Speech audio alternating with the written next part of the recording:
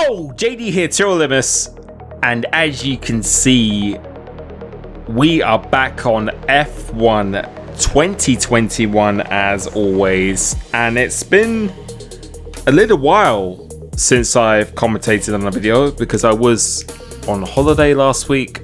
So this race is from BRS round 6 at Austria, and I did this last Saturday, and you can probably already tell by the video length that this is going to be quite a long video, but I can assure you it is worth the wait. So I really hope you enjoy it.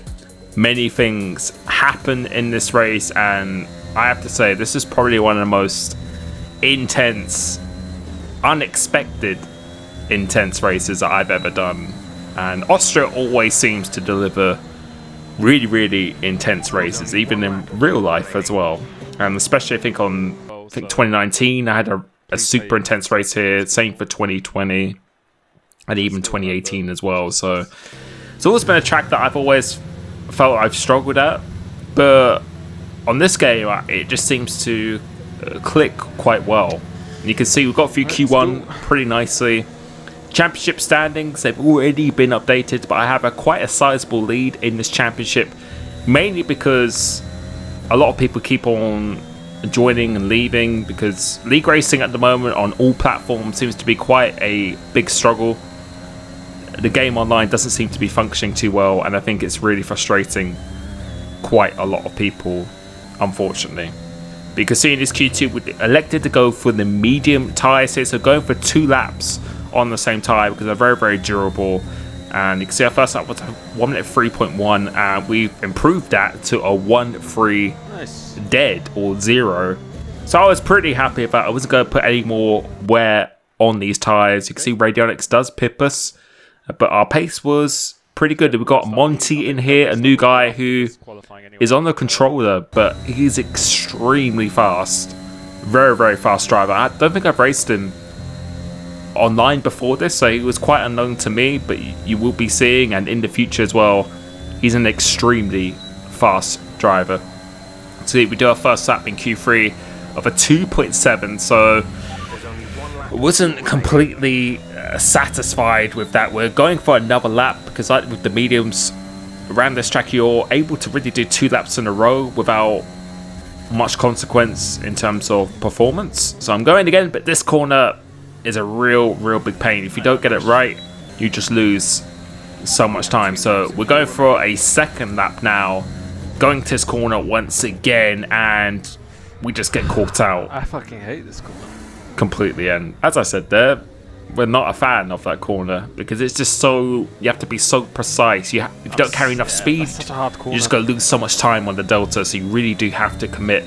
So this is the final lap that I am doing here now, or one of the final attempts that I'm going to be doing. So go into turn 1, we don't do that particularly well, we get a very horrible exit, so we have to abandon this lap and go again on these set of tyres because we don't have time to pit. So I've slowed down, tried to conserve as much of the performance as I can. Now we're unleashing it once again. So we're still on provisional pole, but I didn't feel that 2.7 is going to be enough, as that has already just been confirmed by Radionics, who pumps in a 2.6. 5.5 first. I was really looking to do a 0.5 or lower. That's what I would have been pretty happy with. We can see this first sector over, or just about a 10.5 down from Radionics. Seems to be that first sector I've always struggled with. Although it's just one corner, I just always seem to be lacking a little bit of pace there. But for the rest of the lap, we are pretty good. So you can see we were quite a bit down on our delta. We're still about half a tenth down going through this lap. So we've got a lot of time to try and find going through to here. You can see we're making up a bit of time going to here. We gained almost a tenth back on Radionics going through the middle sector, but it's still not a personal best through any of the first 2 sectors. So it's really this last sector where I have to make up a lot of time. So really throwing the car and almost losing it as well. And we are going to slightly improve, but is it going to be enough? No, it's not going to be enough. That wasn't just that first 2 sectors were really not too great there. So we're on the formation lap now, starting on the front row with the medium tyre. See Critch, who's joined this league as well. he's actually on the soft tyres, so he should be pretty competitive in this first stint here. And apologies, you might be hearing some construction work because where I live, there is just so much construction work which has been going on for pretty much a year, so you might be hearing that in the background. But we've got 4 lights, 5 lights here, and as the lights go out now, trying to get a good start, and for me that was a huge desync. Like on my screen, Radionics just started a good 10th or 2/10 of a second before me, and we already have a virtual safety car. So we've lost the position to Monty. He is on the controller, which typically does have some very good starts, but as I said, he's a very strong driver, which you are about to discover in this video. And one thing with this game is that the virtual safety cars are extremely long. This was pretty much exactly a lap long, which it seems to be on this game, so they're extremely long, and we're almost getting caught out once again, as we usually do under the virtual safety car. Critch on the soft tyres is quite keen to get past me here, so I'm going to just try and fight this as much as I can, because I don't really want to give him track position whilst he's going to have the performance of these tyres. I'm going to try and make it as difficult as I can, so leaving some room on the inside here, but then I can see here now it's going to be pretty difficult to stay ahead, so I decided to let him go. He still has 2 cars to navigate, so I'm just going to try to slot in behind him, conserve the ERS. That was the world's longest virtual safety car. As I just said about the virtual safety car, just try and conserve the ERS and get into a little bit more of a rhythm of this race. And you can see Critch has now made his way up into P2 now with the fastest lap of the race here. But we're in quite a good position because the softs who really won't be creating a lot more of a gap, as Radionics seems to be struggling quite a bit with his car here. So we're still on a very good position. Critch is going to have to put on the medium tyres, and we're going to be doing the soft tyres at the end. But I felt as the race went on, get more pace, as we have another, or this time we have a full safety car. So I was deciding whether to maybe pit for the hards or not, so I was just preparing myself just in case, just seeing what these guys do in front. But since they don't pit, I decide to stay out as well, and I think that is probably the good decision, because the hards are just going to be very slow tight, and you're just going to lose so much track position as well here. But we continue on after this safety car. Critch in P2, but Monty, you can see the pace he's got is very strong right now, and we definitely need to get a little bit more of a move on. But as the laps unfolded in this race, I feel the longer the race goes on, the stronger we get, particularly with the tyre wear and how we manage the race. And you can see we're about 60% of the ERS, so we have been pushing a fair amount to make sure we are still in this train. But another virtual safety car is now every time someone retires, man, comes out now. It seems to be every time someone retires, as I said, there is another virtual safety car, which is just very annoying indeed here. So you can see again, it's going to be almost lasting an entire lap. I think they definitely need to tweak the virtual safety car by some degree or something like that here. But you can see again, we're starting once again. We are still within the DRS zone, so, and you can see we've got 100% of the ERS. You can see the guys up ahead, they are out of the DRS zone, and Critch has actually started to put more pressure on Monty, and Critch is now actually leading the race. But I still think we're in a good position, because you really want to be having even more of a gap than that. But our pace, we would just still get stronger and stronger, as Radionics is having a little bit of an issue, a bit of a mistake there. So we're just going to take this position without having to use much of the ERS. And now let's see if we can close in on these guys going up ahead. So I'm actually going to be using my ERS this lap. You'll be able to see the gap is about 1.5 seconds to Monty, so I'll go gain half a second here. And this is the point when the mediums should be the faster tyre in this race. So that's why I'm pushing to try and get within this DRS zone, because if you get the DRS zone, it's just much easier to save the ERS. And plus, since I have Radionics behind me, I don't want to be outside of that DRS zone and he's going to be attacking me all the time. So that's why I'm going to be pushing quite hard now. And you can see we've actually gained a lot of time through here matching our personal best lap at the moment. So the pace is looking really good, and I think we're just about going to get within this 1 second. So as we go here, this is where the detection point is, and yes, we do get within that detection point, so we do everything we need to do. You can see Radionics is lingering behind a little bit here, and we have done exactly what we have needed to do, because as I said, this is where the point where Critch's tyres are slowly started to be going off as we go on to lap 15. So he's going quite deep into this race here. He's in second place. Monty is up ahead of him, almost getting out of this DRS zone here, and I believe Critch is probably going to be pitting on this lap now. So going through into here, does Critch pit? No, he doesn't. He actually decides to stay out here. So we're just slotting up behind these guys, and you can see we've managed to save up quite a lot of the ERS once again. Going through into tail 1, what happens here? He makes a little bit of a mistake, so we're just going to take advantage of this. Once again, really crucial that we get this move done, and we're going to be within the DRS zone of Monty as well. So going through to doing the purple sector 1, leaving a little bit of room on the outside, but we just get that better traction with the medium tyre, which, as I said, is probably going to be the faster tyre at this stage here. So just going defensive once again, just to deter him from going down this inside. He still tries to go around the outside here, but I don't think there's anything he's going to be able to do here. And now we have recovered quite nicely, because we had a bit of a poor start falling back into P4, but we managed to go through these two cars nicely here, and now we're up to Monty, who you can quite clearly see has some really good pace, but we're in a very good position right now. We have a lot of ERS on board here.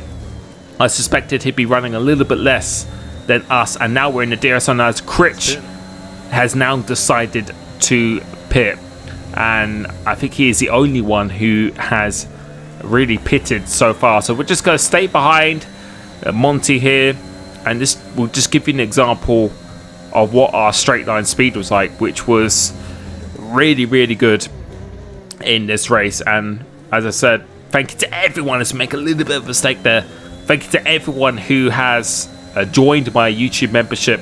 You would have got access to this setup already, so I really hope you have been finding them useful as well. And I will be offering one-to-one coaching and tuition very soon. If you are a member, you will be getting first access to that as well. But right here, the safety car, another safety car has come out now. So I think we had 2 virtual safety cars and 2 full safety cars. So there's a decision to make. Are we going to pit now? And the answer is yes, but I was a bit undecided what tyre to do, because I know soft can make it, but are they going to be the quickest overall that distance? So I decided to select the hard tyre here, whilst everyone else I think is going to go on the softs. And as I said, I think it's very possible, it's quite easy for the softs to do that distance, but are they going to be quick at the end of the race? That is the question. So I decided to go for the hards, which initially will be slow, but overall I think they will be a more consistent tyre towards the end of the race here. So I've decided to go with this, which it'd be interesting to see how this works out. So Monty is going to be on the softs as the safety car has now come in. It's crucial that I really try and stay with him as much as I can.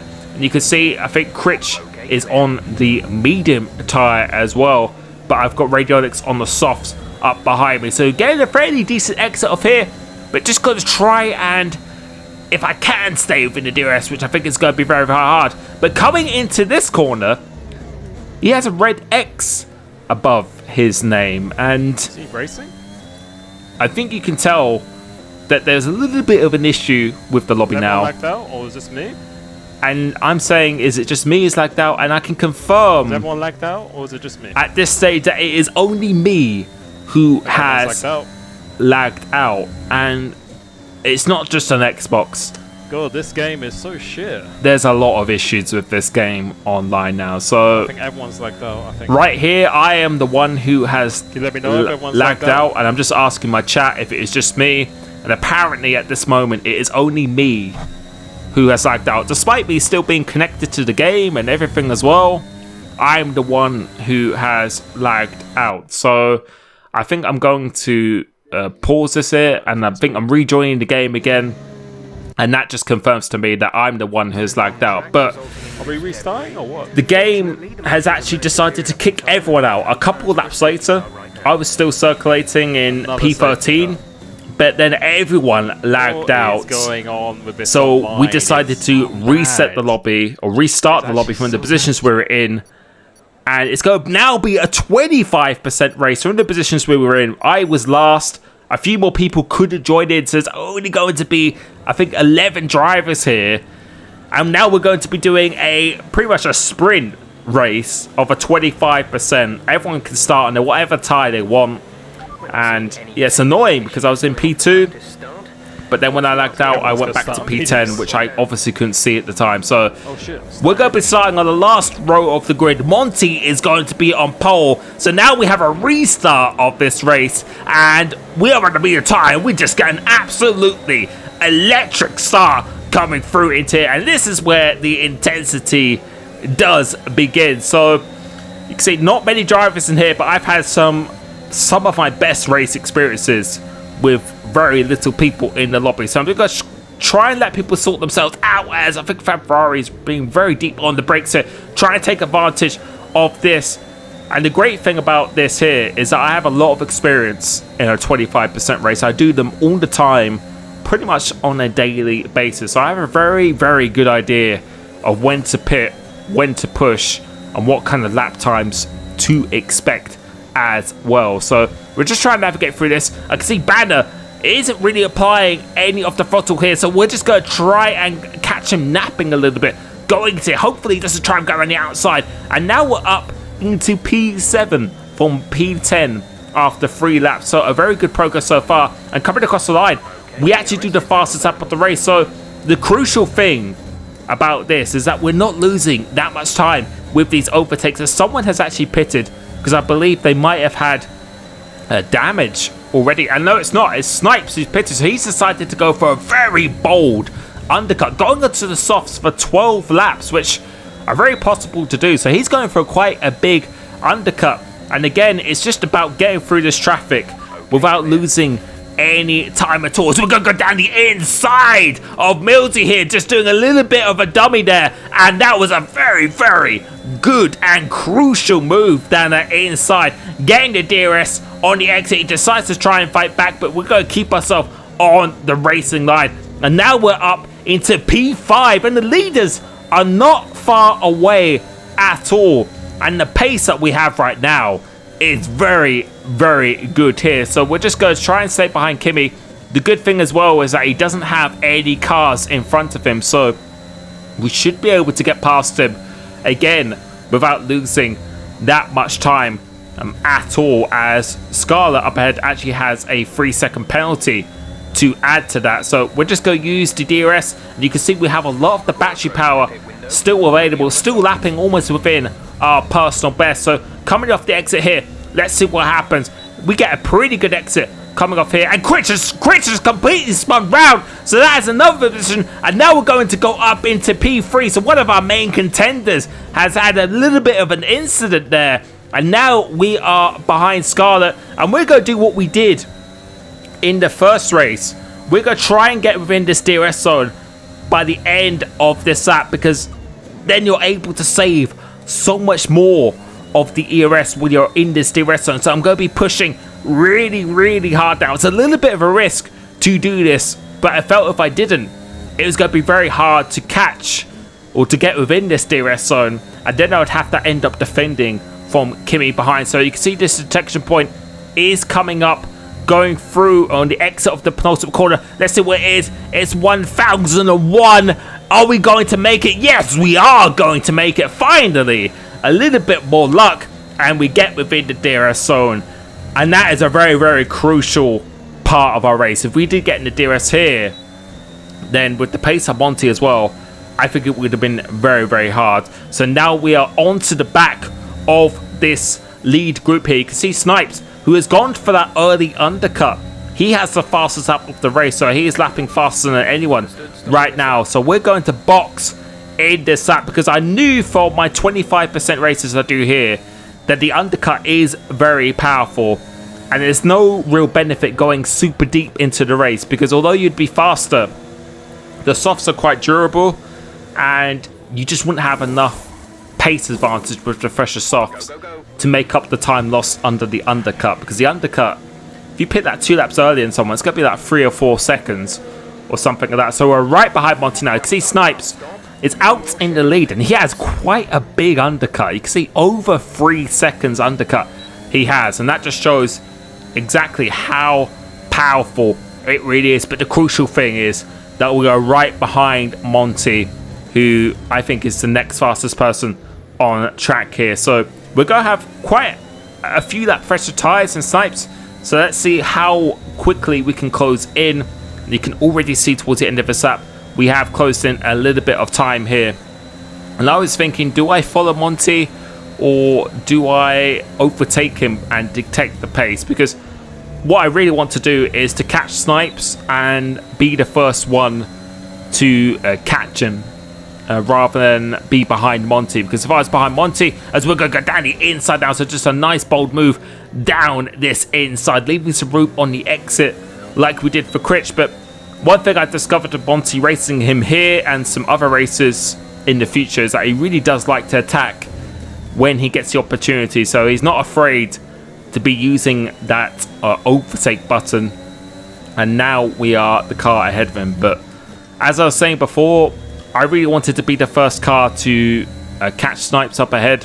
Because if I was behind Monty and he managed to get through and I was unable to get through on Snipes, then I could be out the DRS zone again, and you really need to try and save as much ERS as you possibly can. So the plan is to catch him as efficiently as I can here. You can see the gap is 2.3 seconds, and then coming on to the next lap is now 1.6 seconds. So we gained about 6-7 tenths in 1 lap alone here.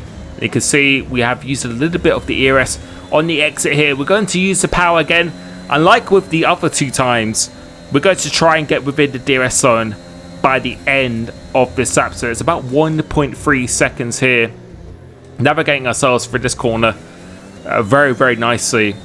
And throughout the race, we were doing that corner very, very well, in fact, here. But you can see we're using a bit more of the battery power now. He actually has a 3-second time penalty now. So we are currently the net race leader. But the biggest threat in this race is NRX Monty. He is the car behind, and he has probably got a lot more ERS saved than me right now. But our job is to try and get them in the DRS zone of Monty up ahead, which we are comfortably going to be able to do here.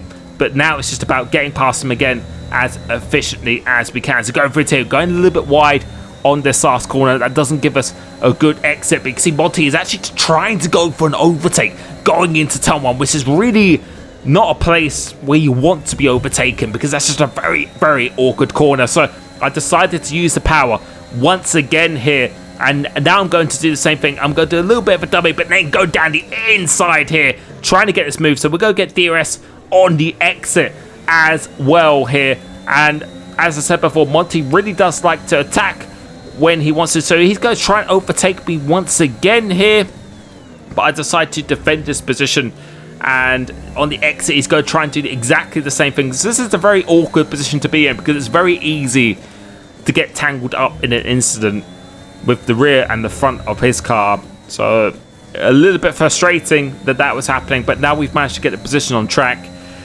And right now I'm not going to be using any of the ERS until the last lap, so I wasn't really bothered if he was going to overtake me at this stage here, because I knew he used a bit of ERS to try and attack me. So you can see he's not really interested in overtaking me. He really wants to be the car behind going into this last lap.